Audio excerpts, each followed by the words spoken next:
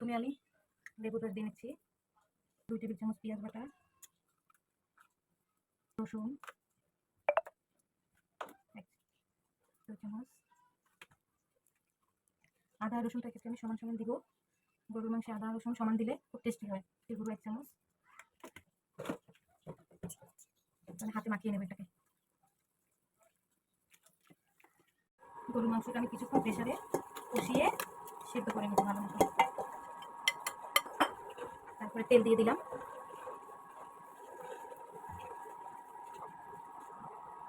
ভালো করে নেড়ে ছেড়ে দিব।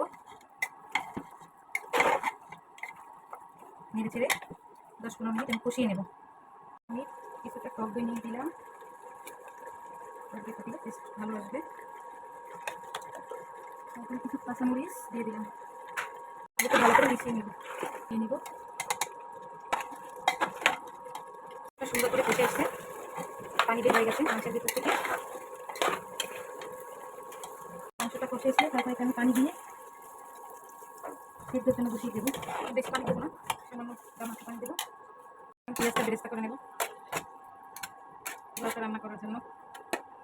এবারে আমি মাংসটা প্রেসার কুকার থেকে নামিয়ে নিয়েছিলাম। এখন আমি রাঁধুনি বিরিয়ানি মশলাটা দিয়ে দিলাম, দিয়ে নেড়ে চেড়ে দিব সুন্দরভাবে, মিশিয়ে দিলাম নেড়ে চেড়ে। এরপর আমি 1/2 কেজির মতো চাল ধুয়ে রেডি করে রেখেছিলাম, এটার সাথে দিয়ে দিলাম। নেড়ে চেড়ে মিশিয়ে একটা পরিমাণ দুধ দিয়ে দেবো আমি। 3 কাপ পানি দেবো 1/2 কেজি চালের জন্য। 3 কাপ পানি, 1 কাপ দুধ, মোট 4 কাপ দিলাম। এরপর আমি বাটার দিয়ে দিলাম, বাটারটা একটু ভালোভাবে নেড়ে চেড়ে সুন্দর করে দিলাম।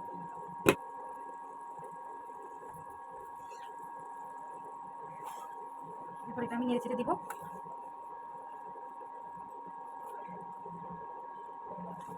দিয়ে দিব মটরশুঁটি আর গাজর দিয়ে দিলাম।